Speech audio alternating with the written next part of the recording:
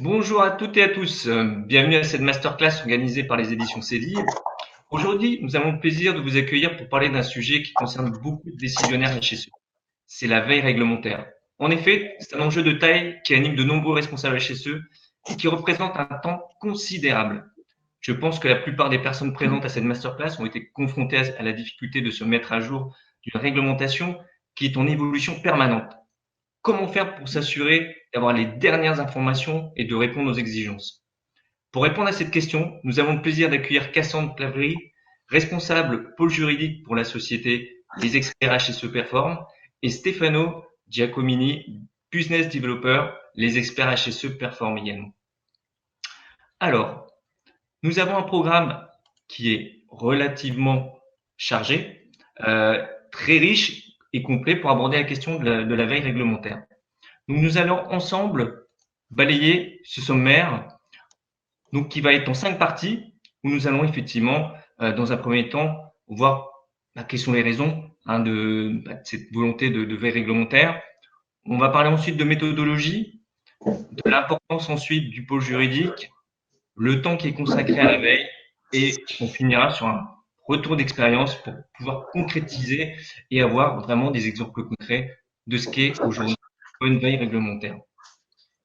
Donc, nous allons, avant de commencer, je veux juste rappeler le principe de cette masterclass.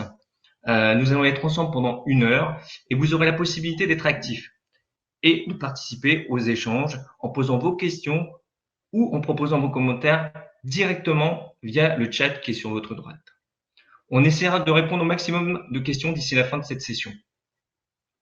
Donc, nous allons débuter par évoquer le contexte de cette masterclass et rappeler un certain nombre de faits qui concernent l'importance d'une bonne veille réglementaire. La question peut paraître simpliste et évidente, mais nous allons voir qu'elle répond à des objectifs bien précis.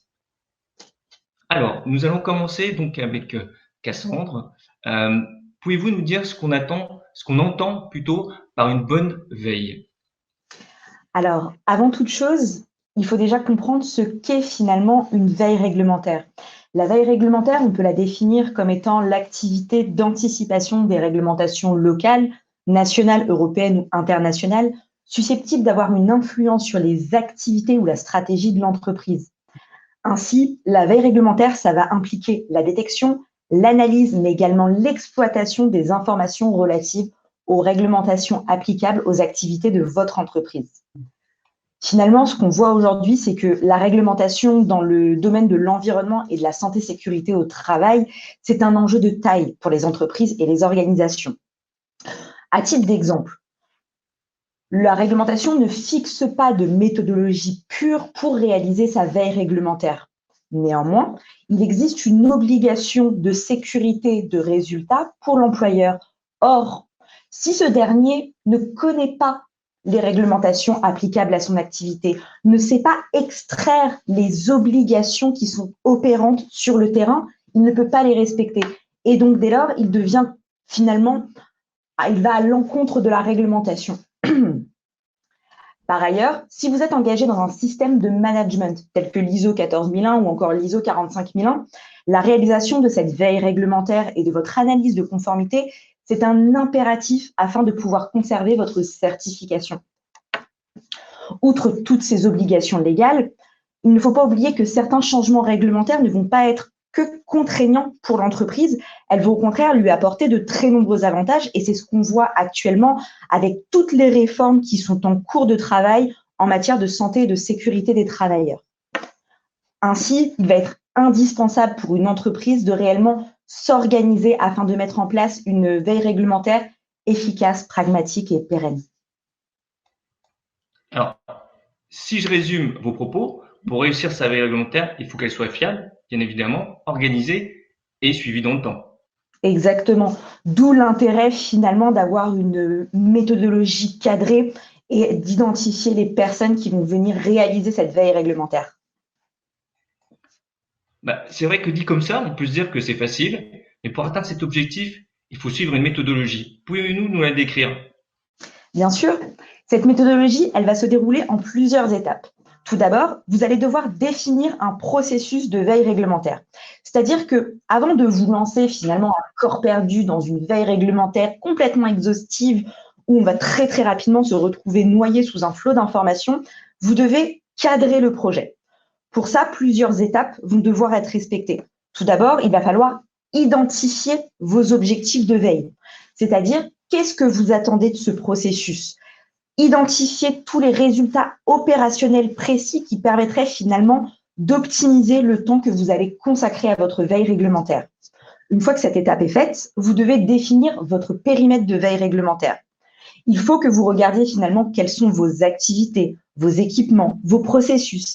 La bonne connaissance de l'entreprise est indispensable pour effectuer une bonne veille réglementaire, pour ne rien oublier. Une fois que ça c'est fait, vous devez établir vos critères de veille. Quelle est la périodicité de mise à jour? Quel va être le canal de transmission de votre veille? On y reviendra tout à l'heure, mais le canal de transmission de l'information est primordial pour une veille parfaite. Et enfin, il va falloir déterminer les moyens à mettre en place.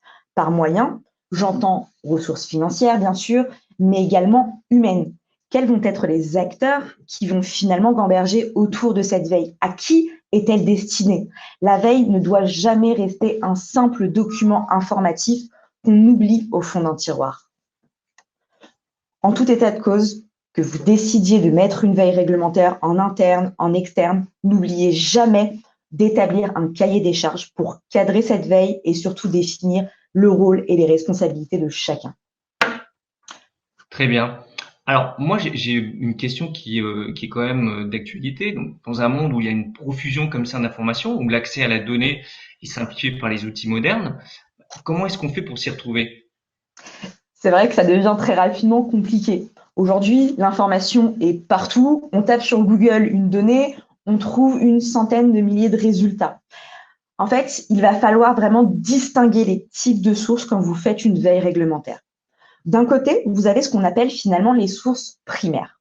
Ces sources, elles vont venir fournir une information de manière brute.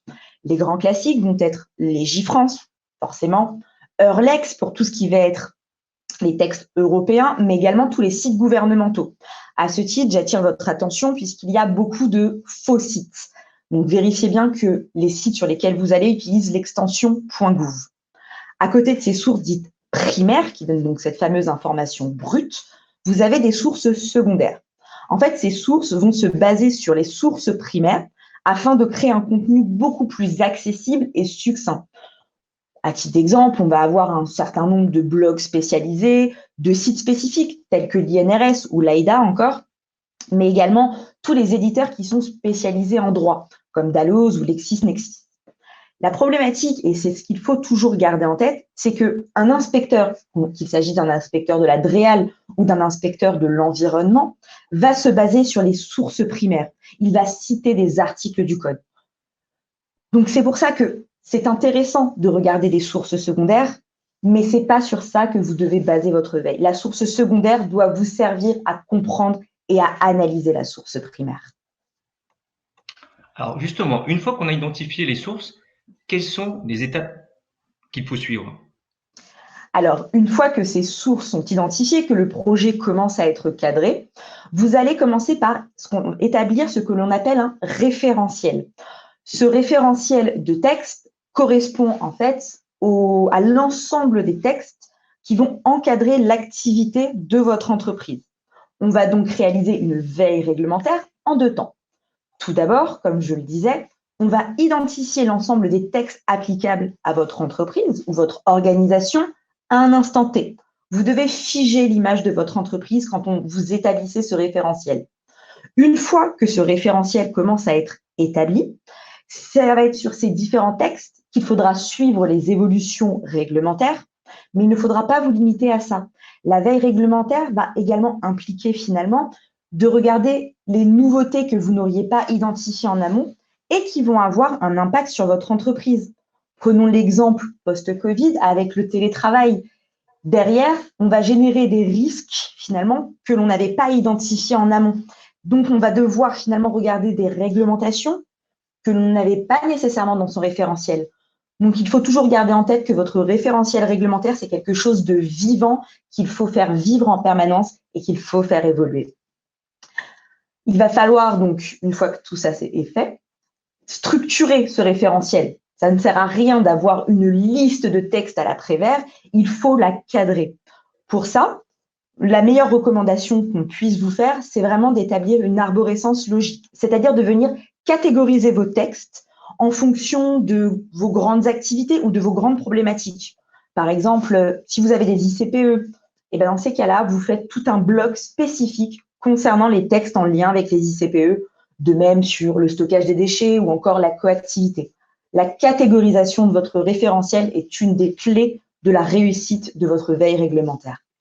Donc, si je résume finalement pour ce référentiel, vous allez devoir lister et centraliser vos textes, trier les textes pour ne garder que ce qui est pertinent et classer les textes en fonction de grandes thématiques.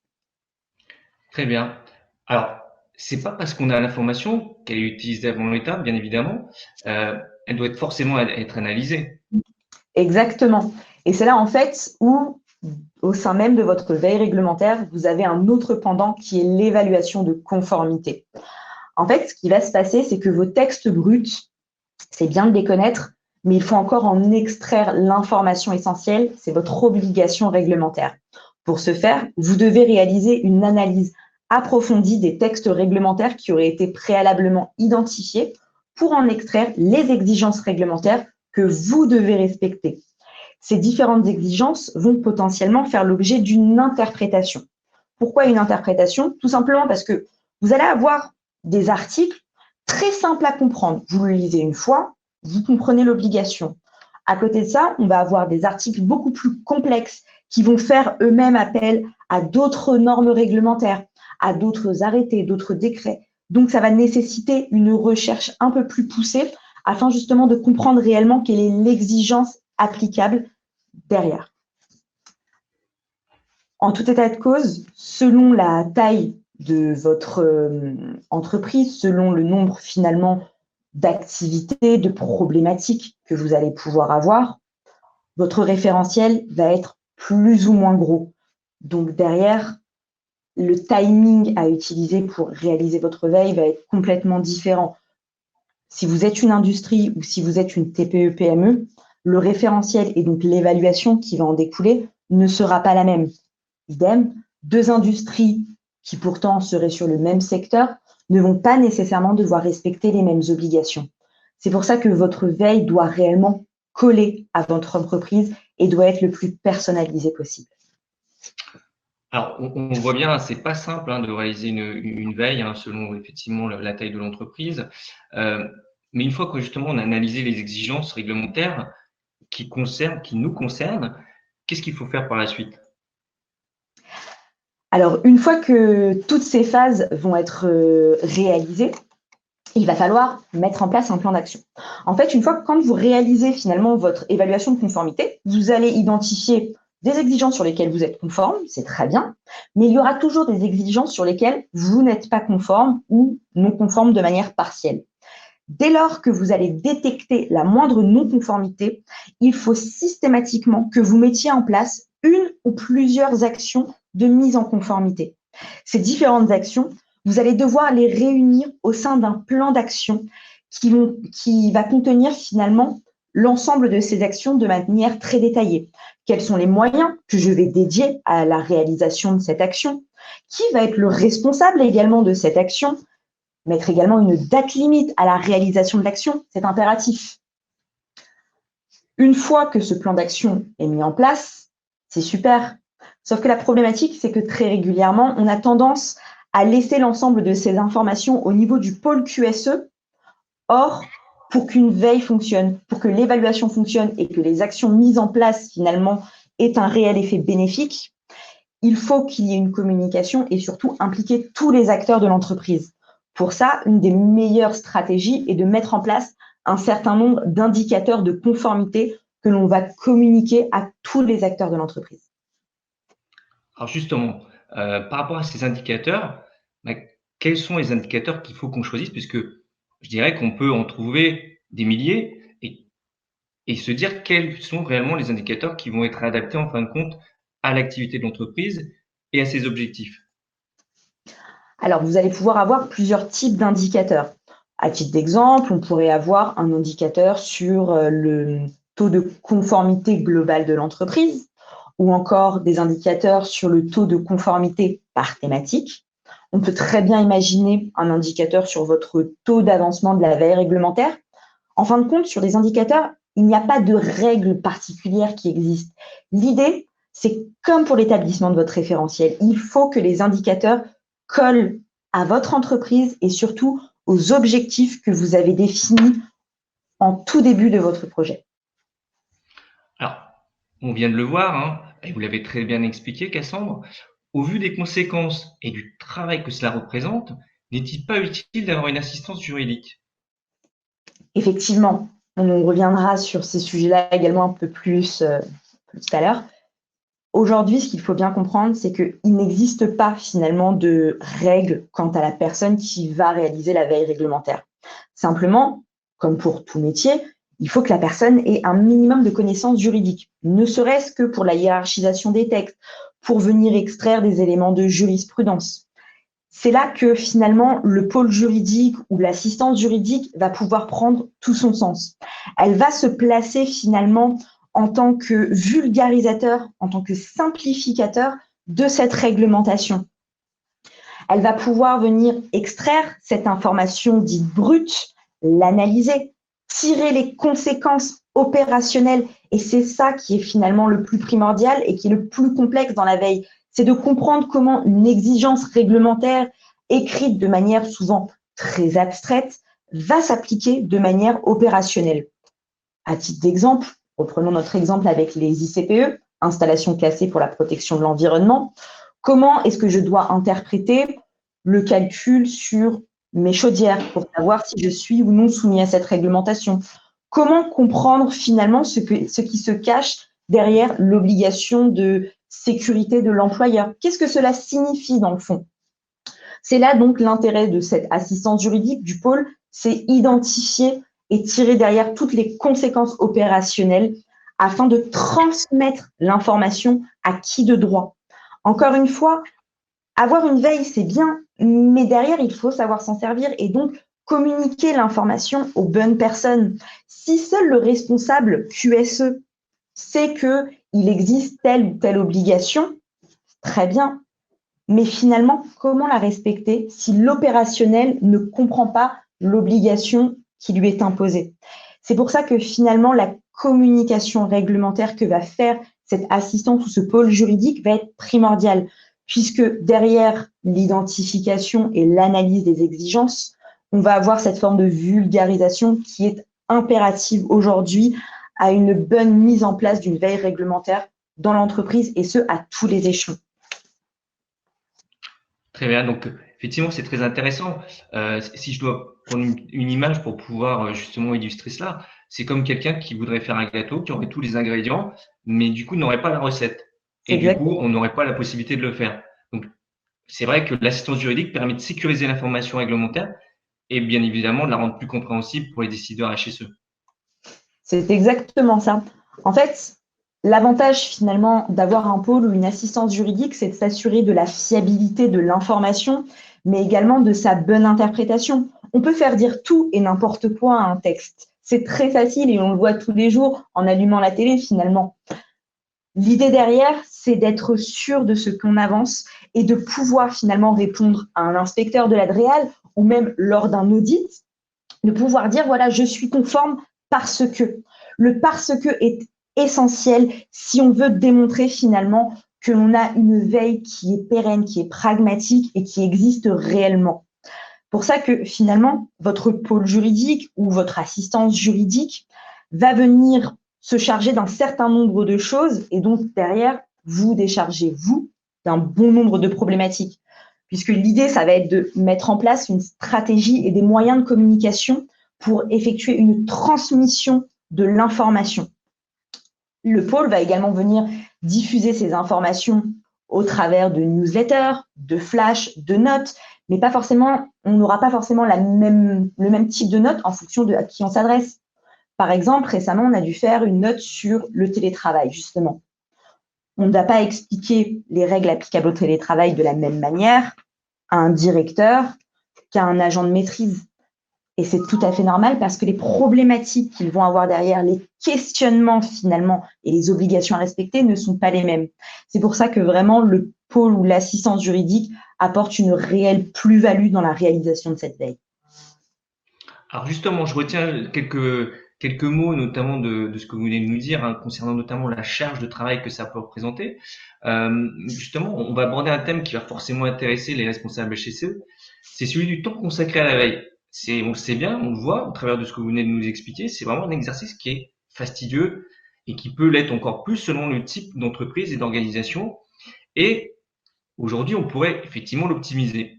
Est-ce que vous avez, de votre côté, effectivement, des solutions à nous présenter?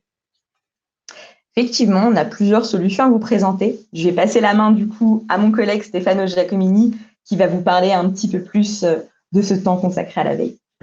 Merci Cassandre. Bonjour. Bonjour à tous. Alors, oui, vous avez tout à fait raison en fait. Avant de se poser la question du temps consacré à la veille, en tout cas de quelle est la stratégie à avoir, il faut se demander si on dispose du temps pour pouvoir la mettre en œuvre en interne et de suivre ce processus de veille tout au long de l'année. Bon, il n'y a pas de fréquence de veille réglementaire standard. Hein, Cassandre vous l'a dit tout à l'heure. Cela dépend des besoins de chaque entreprise. Certaines verront une plus-value à être informées régulièrement des nouveautés réglementaires. Quant à d'autres, choisiront plutôt d'aller cibler des exigences spécifiques en fonction, par exemple, des certifications ISO qu'elles disposent. Cependant, force est de constater que le processus de veille est quand même très chronophage et complexe. On a ce retour d'expérience, nous, en tant que cabinet conseil à ce niveau-là. En moyenne, une industrie ou un site industriel moyen a 2 à 3 500 exigences réglementaires sur lesquelles il doit veiller et s'évaluer tout au long de l'année.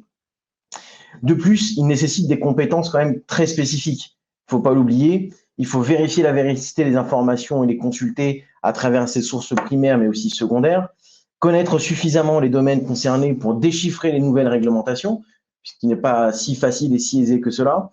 Et puis ensuite, il faut évaluer la pertinence actuelle et future des impacts des nouvelles réglementations ou des réglementations, des mises à jour des réglementations actuelles. Bon. Vous avez en fait deux choix. Soit vous faites un choix de dire je vais vers l'interne et donc je choisis ma solution interne et je fais ma veille au sein de mon entreprise. Et donc là, il est courant de voir que cette veille est confiée exclusivement à des responsables soit sécurité, des responsables QSE ou encore même des responsables RH qui peuvent porter un peu la double casquette. Il est également possible de créer une équipe et on le voit de temps en temps, mais ça demande des moyens financiers plus importants pour pouvoir effectuer l'évaluation de conformité réglementaire sur la base de la veille réalisée par la responsable RH ou le responsable QSE. Donc, lorsqu'on bâtit cette équipe, il est intéressant d'avoir cette vision un peu centralisée par la personne qui pilote et qui mène l'équipe. Et ensuite, voilà, des évaluations de conformité très précises par des opérationnels qui connaissent finement l'activité et les modes opératoires mis en place. Bon. Ensuite, vous avez le second choix, qui est plutôt un choix externe sur lequel vous avez en fait 3 grandes possibilités. Vous pouvez externaliser votre veille de manière partielle, c'est-à-dire vous allez confier une ou plusieurs étapes de votre veille à une entreprise extérieure qui va réaliser cette veille pour vous afin de vous transmettre les bonnes informations au bon moment. Vous avez ensuite la possibilité de l'externaliser de manière plus globale, c'est-à-dire au lieu d'externaliser une ou 2 étapes, comme on a pu le voir sur le partiel, on va externaliser la majeure partie de la chaîne de valeur liée à la veille réglementaire. Et puis la dernière, ce qui est en train de se mettre en place de plus en plus, et on a de plus en plus de récurrence sur ce type de choses-là, c'est une veille qui est dite clé en main. C'est-à-dire que vous avez externalisé complètement le processus de veille, vous le déchargez sur votre prestataire. Certes, c'est un coût financier, mais on le verra un peu plus tard. Ce coût financier est largement rentabilisé au vu des coûts financiers et humains que la veille interne.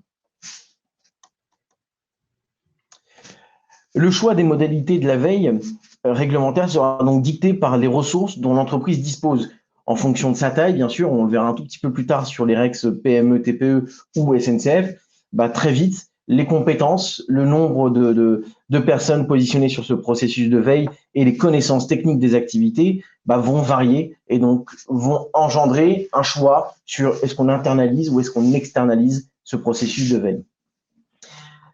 Ainsi, si l'entreprise ne dispose pas en interne d'un pôle spécifiquement dédié à ce type d'activité, il peut être intéressant d'externaliser le processus, comme je vous l'ai dit, auprès d'un prestataire qui se chargera de plusieurs éléments. Un, d'optimiser le travail du responsable QSE, puisqu'en déchargeant cet aspect-là de la charge de travail du responsable, il pourra se consacrer à des éléments soit plus techniques, soit plus sur du travail de fond, ou encore une présence opérationnelle qui est nécessaire pour ce type d'activité.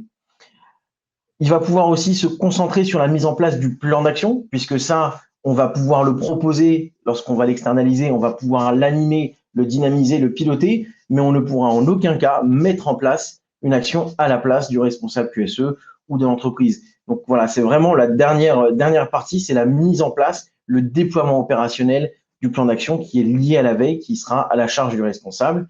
Et puis bien sûr, réaliser des économies en faisant appel à des services externes mutualisés, puisque nous ne faisons pas une veille spécifique à un client, nous faisons une veille de manière globale et donc ensuite on attribuera les informations en fonction des activités, des besoins et des nécessités de chacun de nos clients. Alors, justement, nous avons évoqué ensemble, dans une première partie avec Cassandre, les bonnes pratiques, ou en tout cas les conditions de réussite d'une bonne veille juridique. Maintenant, Stéphano, je crois que vous avez quelques exemples de clients qui vous ont fait confiance et qui ont témoigné d'un véritable retour sur investissement. Est-ce que vous pouvez nous en parler? Bien sûr, oui, avec plaisir. Alors, on va commencer par l'ex-SNCF. Aujourd'hui, nous mettons en place et nous proposons à nos différents clients un module de veille réglementaire qui permet d'effectuer sa veille, ou en tout cas d'avoir de l'information de veille, que ce soit sur une source primaire et secondaire, puisque notre pôle juridique met à disposition une information dite secondaire, mais aussi d'évaluer son niveau de conformité et de gérer son plan d'action. Donc aujourd'hui, en fait, ce module de veille équipe tout le groupe SNCF et l'ensemble du groupe Keolis aussi, qui sont filiales. Et le retour d'expérience qu'on a là-dessus est extrêmement fort, puisque en dehors de mettre en place et de mettre à disposition un module de veille, on va aussi réaliser des prestations associées, c'est-à-dire qu'on va réaliser la veille à leur place, comme vous avez pu le voir, soit de manière partielle, globale, ou encore sous le format clé en main. Donc, généralement, la veille, le processus de veille réglementaire SNCF est porté par deux grands acteurs.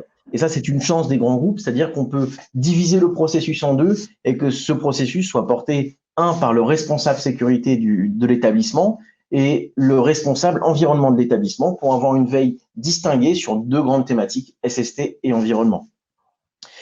Cependant, ils font souvent appel à nous puisque la complexité des activités SNCF fait que le volume de veille est énorme, la complexité des exigences réglementaires est extrêmement forte, et donc on va les accompagner dessus sur le REX, sur les possibilités et sur notre savoir-faire, puisque la plupart de nos consultants sont des consultants qui sont issus du monde ferroviaire et issus du monde du transport, et donc on va pouvoir les accompagner là-dessus, et on a développé une réelle expertise sur cet aspect-là de processus de veille et d'accompagnement des sites SNCF.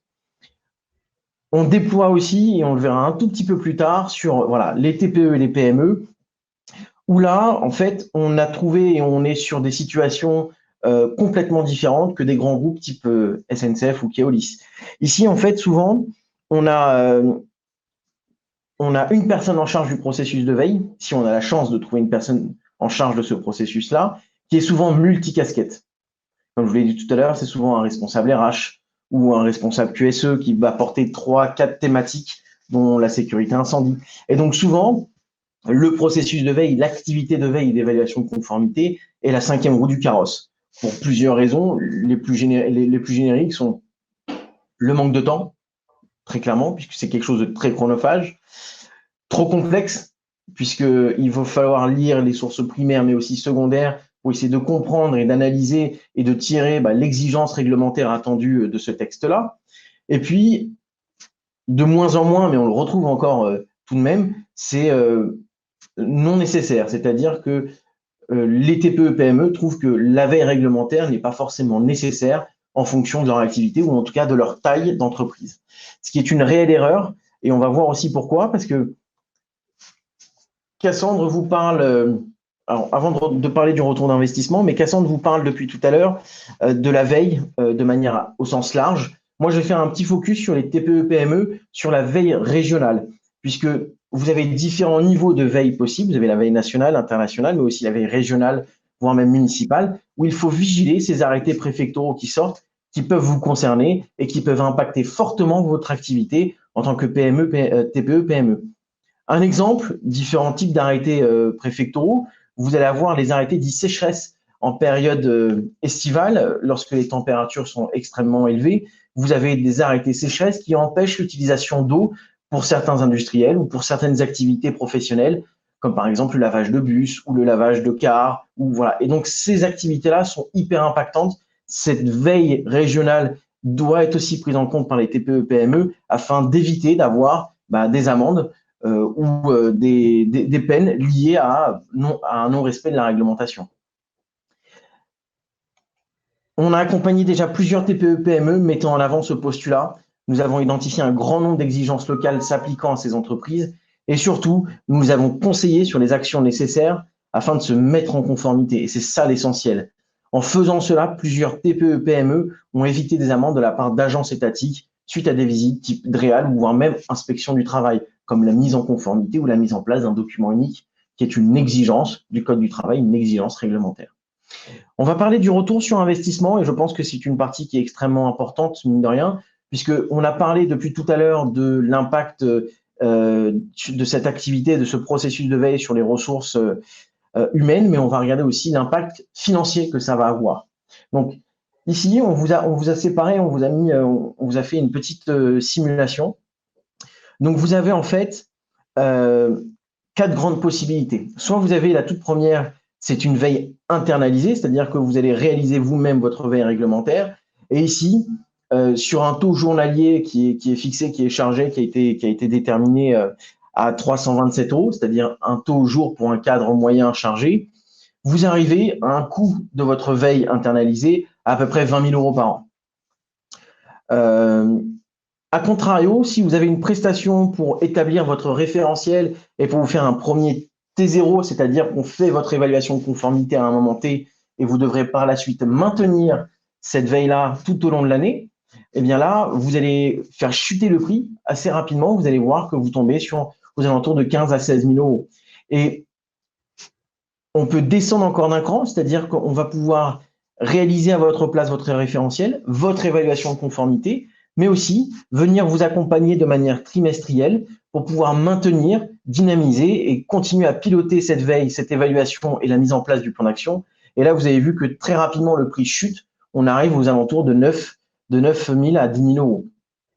Et après, on passe sur la dernière solution qui est plus chère que celle que je viens de vous présenter, mais qui permet en fait de détendre le responsable QSE, c'est-à-dire il ne se prend plus la tête avec cette veille réglementaire, il l'externalise complètement. Et donc à ce moment-là, on fera des points réguliers avec lui pour lui passer de l'information, pour lui expliquer où en est sa veille réglementaire, pour l'informer des nouvelles exigences qui s'imposent à lui et le conseiller sur la mise en place de ces actions-là. Et là, on tourne autour des 12 à 13 000 € par an.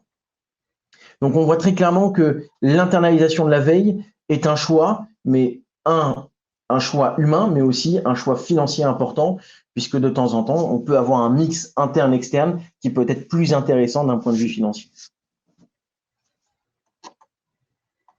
Alors, ici, on va retrouver quelques verbatims clients SNCF par exemple, qui parlent de plusieurs choses, de l'outil en soi, c'est-à-dire son adaptabilité, la rapidité aussi des réponses du pôle juridique ou du consultant qui accompagne le client, la qualité des réponses, les compétences, mais encore, on a les clients TPE, PME aussi à quelques verbatims sur, par exemple, la maîtrise de l'outil, la disponibilité, l'ergonomie de l'outil, qui est hyper important parce que le processus de veille, faire sa veille et faire son évaluation, ce n'est pas quelque chose d'hyper sexy, on va pas se le cacher, c'est souvent assez désagréable à faire. Donc, plus l'outil est ergonomique, plus l'outil simplifie et permet à un utilisateur qui est dit non expert d'être accompagné, aidé tout au long de son processus de veille, plus ça vous rendra la chose et l'activité sympathique et donc plus facile à faire. Voilà, il y a la hotline juridique aussi qui est souvent soulignée par les TPE, PME ou en tout cas nos clients SNCF, où sur un point précis de réglementation, ils font appel à la hotline pour dire voilà, comment je dois interpréter ce texte-là, comment je dois interpréter cette exigence-là en fonction de mon activité, de mon périmètre et de mon cadre spécifique. Très bien. Je trouve ça très intéressant, notamment sur les derniers propos que vous avez eus, Stéphano, concernant notamment la notion de rentabilité, qui est quand même une notion très forte pour je dirais, la prise de décision d'internaliser ou d'externaliser. Oui. Quand on parle notamment des grands groupes, des grosses structures, vous parlez des clients comme la SNCF, qui aujourd'hui sont staffés pour ça. Moi, je pensais plutôt effectivement aux clients de TPE, PME, qui à l'origine sont pas forcément organisés ou n'ont pas forcément les compétences en interne. Oui. Est-ce que vous avez, parce que vous avez évalué la partie financière, est-ce que vous avez évalué, je dirais, le temps que ça peut représenter une veille juridique pour ce type de structure? Alors oui, on l'a évalué parce que ces chiffres sont tirés de là. Les chiffres que vous avez vus tout à l'heure, c'est pour un site industriel moyen avec les chiffres qu'on a pu présenter tout à l'heure, c'est 2500 à 3000, 3500 exigences réglementaires à appliquer. Pour une TPE-PME, ces ordres de grandeur les prix affichés sont beaucoup plus bas. Mais mine de rien, le temps reste le même. C'est-à-dire que même si on a moins d'exigences, le temps lié au processus de veille reste le même. Et donc, en gros, il faut compter environ une soixantaine de jours, voire 70 jours par an sur ce processus de veille si vous l'internalisez complètement. Je peux vous donner une petite ventilation rapide, c'est-à-dire que pour l'établissement de votre référentiel, c'est-à-dire identifier les textes qui s'appliquent ou non à votre activité, vous devez compter entre 8 à 10 jours par an pour pouvoir maintenir et rendre vivant ce référentiel-là. Sur la partie analyse de conformité, c'est-à-dire est-ce que je suis conforme ou non conforme par rapport aux exigences que j'ai pu identifier dans mes textes applicables, là, il faut compter entre 20 à 30 jours. Et après, il faut compter 2 à 3 jours par mois pour maintenir ce niveau de précision, pour maintenir cette veille, tant sur l'aspect référentiel que sur l'aspect évaluation de conformité, et donc la mise en place aussi des plans d'action et le déploiement de tout ceci. Vous tournez autour des 60 à 70 jours nécessaires pour pouvoir maintenir ce processus, le réaliser et par la suite essayer de mettre en place les actions nécessaires. Ouais, donc on voit bien que c'est pas neutre quand même ces chiffres et Oui. que forcément que ce soit aujourd'hui effectivement un décisionnaire HSE ou un chef d'entreprise, on comprend bien que la veille réglementaire n'est qu'une partie de son activité et que lorsqu'on est amené à passer 60 jours de l'année sur ces sujets-là, forcément on ne peut pas se recentrer effectivement sur son métier propre qui est soit la gestion d'entreprise ou soit effectivement la prévention des risques. Tout à fait. Pour vous donner un ordre d'idée, par exemple, vous pourrez revenir en arrière sur la partie financière, comme ça je vais pouvoir l'expliquer de manière plus simple. Super, merci. On a vu la veille internalisée et son coût jour, entre guillemets, et le volume de jours nécessaire. Sur la partie, pour vous donner un ordre d'idée, c'est sur la partie prestation, référentiel, analyse, plus accompagnement. Donc, le prestataire va réaliser toute la partie établissement du référentiel, mais aussi analyse de conformité. Et l'accompagnement se fera en même temps et en parallèle que le responsable ou avec le responsable QSE. Donc ici, le nombre de jours internes qu'il va falloir dégager par an pour effectuer sa veille avec le prestataire, c'est 4 jours. 1 jour par trimestre à dégager pour pouvoir passer de l'information, échanger sur certains éléments, voir le maintien et le pilotage du plan d'action et regarder comment évaluer les nouvelles exigences qui ont pu tomber entre-temps entre les différents points trimestriels. Mais c'est 4 jours. Donc, on voit réellement la différence et l'impact de temps que ça a en interne. On passe de 60 à 70 jours à 4 jours par an. C'est juste énorme. Après, on a la version complète, clé en main, qui est, là, vous avez 0 jours, c'est 1 à 2 heures par trimestre, un point fait avec votre consultant pour vous passer les informations et vous permettre de vous tenir à la page des dernières nouveautés.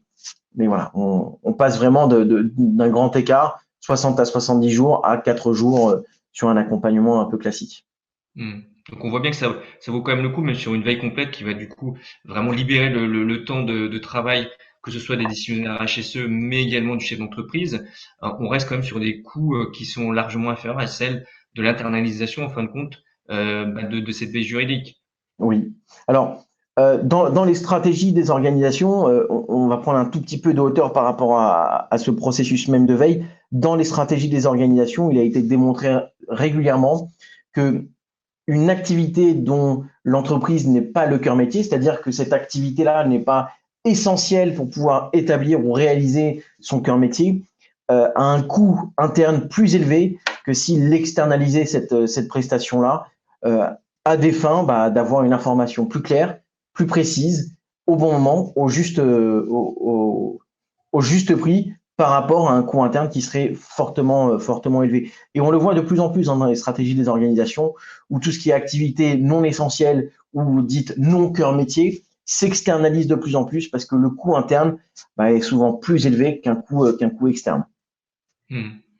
Non, et puis je pense que, comme vous le disiez tout à l'heure, la veille reste quand même quelque chose d'assez fastidieux et pas toujours simple pour les décisionnaires HSE. Et le fait de pouvoir avoir effectivement un accompagnement, en tout cas d'être aidé sur ces sujets-là, va leur permettre effectivement de libérer du temps et de se recentrer sur la prévention des risques.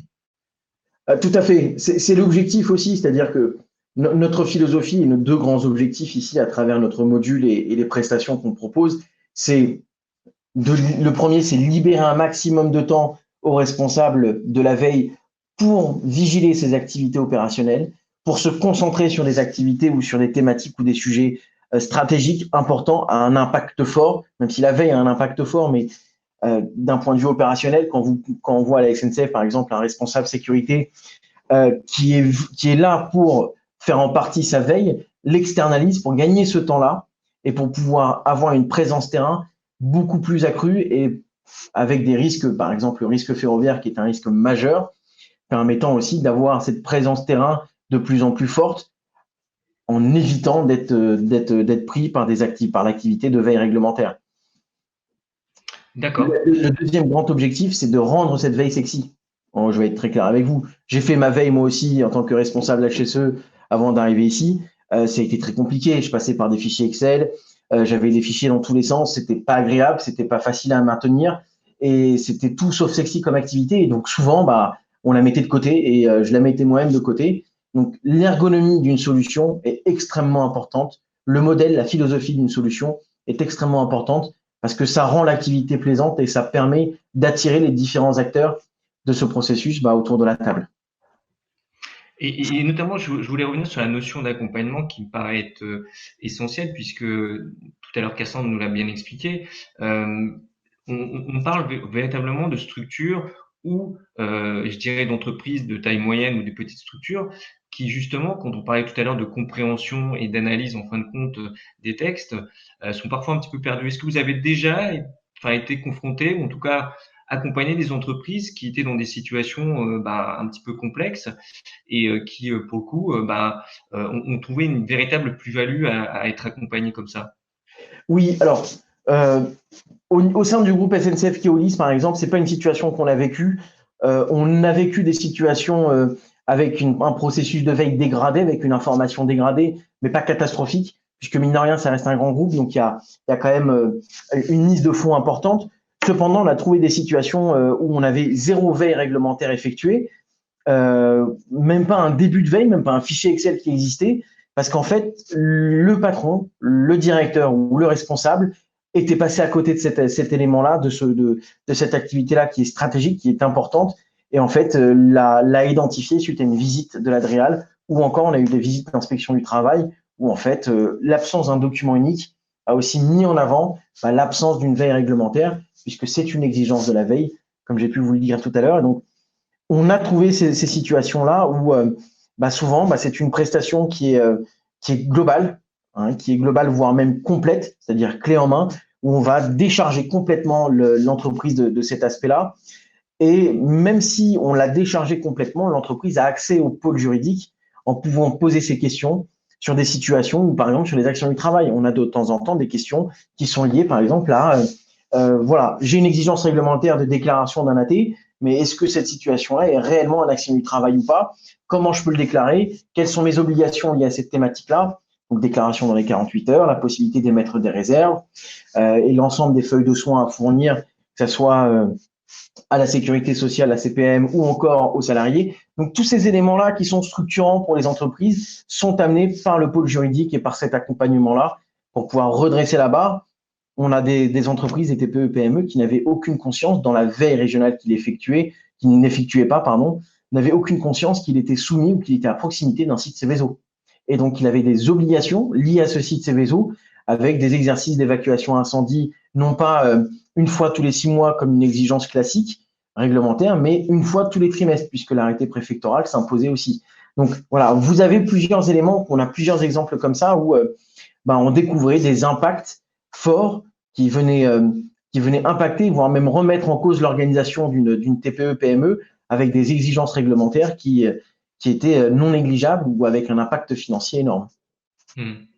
Donc on voit bien, mine de rien, je dirais dans l'inconscience collective, on pourrait se dire que effectivement la faille juridique, ou en tout cas réglementaire, elle peut se situer plutôt dans les petites structures, et on voit effectivement que dans les grands groupes aussi, on peut faire face à des situations un petit peu complexes où il y a des manquements, où il y a effectivement des trous dans la raquette.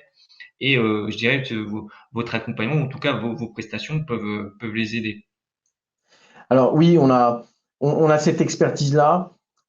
C'est ça qui est intéressant, ça veut dire que pour un site TPE-PME ou pour un grand groupe, on arrive avec tout le bagage et le REX qu'on peut avoir, avec des référentiels qui sont déjà préétablis sur des activités type industriel ou d'autres grandes activités. Et ensuite, voilà, une fois qu'on arrive et qu'on pose déjà ce premier jeu de données, on va venir l'affiner, on va venir rajouter ou supprimer des éléments qui sont propres, qui sont nécessaires à cette entreprise-là, ce qui facilite aussi la compréhension, ce qui amène aussi à travers différentes sources de données secondaires comme les newsletters, les flashs réglementaires qui sont communiqués à nos utilisateurs pour pouvoir mettre en avant les actualités réglementaires, comment les comprendre, comment les interpréter d'un point de vue opérationnel. Et cet ensemble-là permet, que ce soit un grand groupe ou une TPE-PME, de pouvoir réaliser sa veille, ou en tout cas de sécuriser ces éléments de veille. On n'est pas la seule source de données de veille, et ça, on en a conscience, et ça, c'est important de le souligner même pour nos clients à nous, mais on fait le nécessaire pour leur apporter l'information la plus digeste possible. D'accord. C'est vrai que c'est intéressant parce que c'est tout le cœur, je dirais, de la problématique aujourd'hui pour un certain nombre d'entreprises. C'est effectivement de pouvoir, au-delà d'avoir l'information, c'est effectivement la comprendre et pouvoir effectivement la transposer, je dirais, à son entreprise, à ses problématiques, et pour le coup pouvoir en fin de compte avoir cette exigence par rapport justement à la réglementation. Donc ça, c'est vraiment très très intéressant. Donc on voit au final, au travers de votre présentation, que la veille réglementaire, ça peut paraître très simple, hein. On peut se dire, en fin de compte, l'information, elle est disponible, on peut l'avoir à profusion aujourd'hui, mais derrière, effectivement, l'application, la compréhension des enjeux derrière cette veille réglementaire, elle est pas si simple, et d'être accompagné, d'avoir des compétences pour pouvoir justement ne pas faire face justement à des situations complexes qui peuvent mettre en péril, je dirais, l'activité de l'entreprise, c'est aujourd'hui un véritable plus. Bien sûr. Alors, moi, je tenais à vous remercier, Stéphano, pour cette présentation. J'ai pas eu l'impression qu'il y ait eu de questions par rapport justement à votre présentation, donc ça veut dire que vous avez été relativement clair par rapport à cette problématique de veille juridique. On espère. Moi, ce que je voulais quand même essayer de comprendre, moi j'avais une petite question par rapport justement à votre fonctionnement, parce que vous parliez tout à l'heure effectivement de toutes ces prestations, de cet accompagnement, de ce conseil. Comment est-ce que ça se réalise au niveau de la communication? Est-ce que vous avez des outils, des process qui vont vous permettre quelque part de peut-être gagner du temps aussi pour les clients? Alors, le gain de temps et en fait, l'aspect financier rentre aussi en ligne de compte à ce niveau-là. C'est sur la fiabilisation de nos process internes. C'est-à-dire qu'on a tout un pôle juridique aujourd'hui qui est composé de plusieurs personnes, de plusieurs juristes, experts, qui permettent d'analyser l'information, qui permettent d'effectuer des veilles pratiquement journalières, que ce soit sur de la veille internationale, nationale, européenne, ou encore même de la veille régionale. On fait de la veille régionale tous les mois pour pouvoir intégrer des arrêtés préfectoraux sur des thématiques un peu spécifiques en fonction des départements ou des régions. Donc, en fait, la fiabilisation de ce processus interne est extrêmement important puisqu'il apporte de l'information, directement dans la solution, donc dans notre module de veille, permet de générer de la source secondaire à nos utilisateurs et nos clients à travers des newsletters, des flashs, des livres blancs sur des thématiques ou des focus ou des fiches pédagogiques sur des focus très précis de thèmes, mais aussi, et ça c'est hyper important et on en a conscience, c'est la fiabilisation de la montée en compétences des consultants en interne. C'est-à-dire que le consultant est aussi client de ce pôle juridique. Et donc, on va fournir des informations à nos consultants pour éviter que nos consultants et chaque consultant ait une interprétation de la loi qui lui est propre. Et ça, c'est un grand risque. Et on le retrouve de plus en plus dans les cabinets conseils aujourd'hui. C'est le consultant QSE qui porte sa propre interprétation de la loi. Et donc là, on peut avoir des dérives ou des biais de compréhension puisque le consultant QSE n'est pas forcément juriste. C'est un autre métier, c'est une autre expertise. Et donc, le pôle juridique alimente, monte en compétences de manière journalière. On a pratiquement 1 voire 2 points par mois sur ces aspects réglementaires d'1 heure à 1 heure et demie avec l'ensemble des consultants pour évoquer les nouveautés réglementaires, pour évoquer leur interprétation, les axes d'évaluation qu'on peut avoir en fonction des activités qu'on connaît, en tout cas en interne. Et donc, ça permet de fiabiliser cette information, que ça soit sur le module, auprès de nos clients, mais aussi en interne auprès de nos consultants qui vont en prestation chez nos clients pour avoir quelque chose qui est spécifique, précis et sans interprétation personnelle. L'IA, c'est naturel, c'est j'interprète la donnée liée à mon retour d'expérience, à mon vécu, à mon historique, ou en tout cas de ce que j'ai pu en projeter comme information. Et donc ça, c'est hyper important et c'est cette fiabilisation de la donnée et cette fiabilisation de ces processus-là en interne chez nous permet de gagner un temps fou pour nos clients parce que l'information arrive pré-mâchée avec aussi des flashs réglementaires très spécifiques. Donc, on va prendre en compte des activités, par exemple pour la SNCF, des activités ferroviaires avec une interprétation avec l'œil ferroviaire directement dans les flashs pour leur permettre d'avoir des préconisations de mise en place d'actions directement dans les flashs réglementaires. Donc, c'est un gain de temps fou à ce niveau-là. Très bien. Je vais conclure donc cette masterclass en remerciant bien évidemment Cassandre et Stéphano de nous avoir éclairé sur les bonnes pratiques de la veille réglementaire. Merci à vous. Pour ceux qui souhaitent poursuivre les échanges ou approfondir certaines questions, vous pouvez prendre directement contact avec eux aux coordonnées qui s'affichent. Donc il ne faut pas hésiter. Ils seront vraiment ravis de poursuivre ces échanges et de répondre à vos questions et pourquoi pas également vous accompagner sur vos problématiques de veille réglementaire. Vous pouvez retrouver pour ceux qui ont participé à cette masterclass, si vous le souhaitez, le replay donc directement sur la plateforme. Je tiens quand même à préciser que la journée se poursuit, que derrière il y a une conférence notamment sur la thématique du digital, je dirais au service de la fonction HSE. Donc n'hésitez pas à vous connecter.